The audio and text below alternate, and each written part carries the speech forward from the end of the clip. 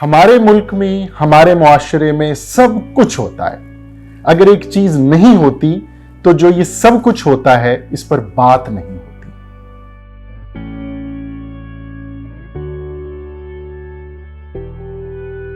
نومبر 23، 2019 کو ایک خبر نے تمام پاکستانیوں کو دہلا دیا. 18 سالہ چچا اپنی 7 سالہ بھتیجی کو ریپ کرتا ہے and then he strangles her to death. یہ چچا اسی گھر میں رہتا ہے لیکن اس بچی کے والدین یہ اندازہ نہیں کر پاتے کہ کس حیوان نما انسان کا ان کے گھر میں گزر بسر ہے. اس پر بھی بڑا ہیو اینڈ کرائم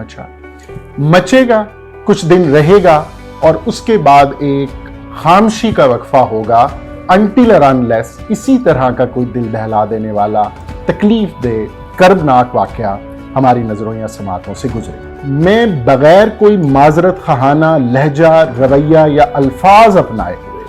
اگر کوئی ایک بات کہنا چاہوں گا تو وہ یہ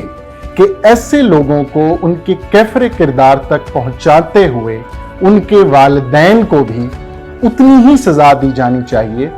جتنی سزا ان کے حصے میں آتی ہے. کیونکہ پیرنٹل انسٹیٹیوشن کا کام میرے نزدیک بطور ماہر نفسیات ہرگز یہ نہیں ہے کہ بچے پیدا کیے جائیں، ان کو کھلایا پلایا جائے، ان کو ایجوکیشن دلائی جائے اور ایجوکیشن میں جو ان کے گریڈز آ رہے ہوتے ہیں اس پہ ان کی سرزنش کی جائے، اس کے بعد ان کی شادیاں کی جائیں اور ان کی شادیوں کے بعد ان کی شادی شدہ زندگی میں بھی عمل دخل جاری رکھا جائے. میرے نزدیک بچوں کی تربیت کا سب سے بڑا حصہ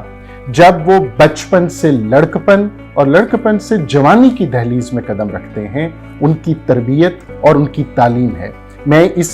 تعلیم کو جب سیکس ایجوکیشن کہوں گا تو بہت سے تحفظات کھڑے ہو سکتے ہیں، لیکن میرے پاس اس سیکس ایجوکیشن کے علاوہ اس ایجوکیشن کو ایڈریس کرنے کا اور کوئی ایکسپریشن بھی نہیں ہے. اگر پیرنٹس اپنے بچوں کو ان کی ایڈولسنس یعنی ان کی بلوغت کے دوران جو ان کی جسمانی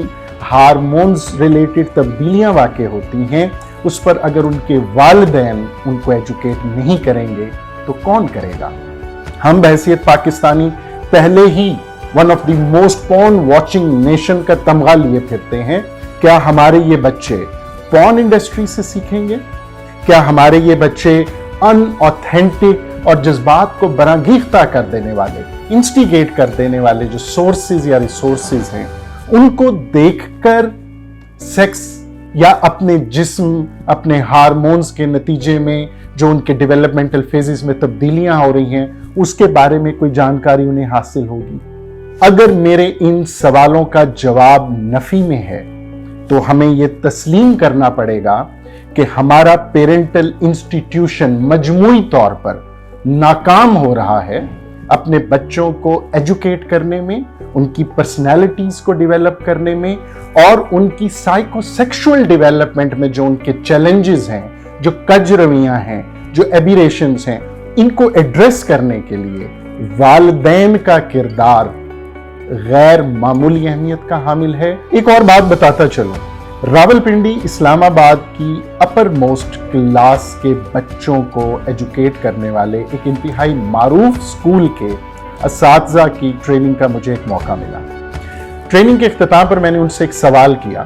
کہ آپ کے نزدیک سب سے زیادہ کریٹیکل ایشو جس کو ایڈریس ہونا چاہیے آن دی پارٹ آف ایڈولسنٹس یا وہ بچے جن کی عمر 12، 13، 15، 17 برس ہے، سب سے زیادہ کریٹیکل اہم مسئلہ کیا ہے؟ ان کا جواب تھا کہ ان کے والدین کو اندازہ نہیں ہے کہ ان کے بچوں کی سائیکو سیکشول ڈیولپمنٹ کا کیا فیز ہے، ان کو کیا ایجوکیٹ کرنا ہے. وہ ویلیوز جن کا بہت زیادہ ذکر ہوتا ہے کہ جی ہم ویلیوز انکلکیٹ کرتے ہیں، ان ویلیوز کی پریکٹیکل امپلیکیشن اور بیہیویئر میں، رویے میں، روزمرہ کے برتاؤ میں، ایک دوسرے کے ساتھ جو تعلق روا رکھا جاتا ہے اس میں ان ویلیوز کو کیسے انکلکیٹ کیا جائے. جب ہم اتنے تکلیف دہ واقعات، سیکشول ایبیوز اور انسیسٹ बेस्ड जो इंसिडेंट्स होते हैं उनका तज़किरा सुनते हैं तो हमारे रोंगटे खड़े हो जाते हैं, लेकिन सिर्फ रोंगटे खड़े होने के अलावा हमारे पास और कोई चारा-ए-कार नहीं होता कि हम इन वाक़यात के वक़ूअ पज़ीर होने का सद्देबाब कर सकें।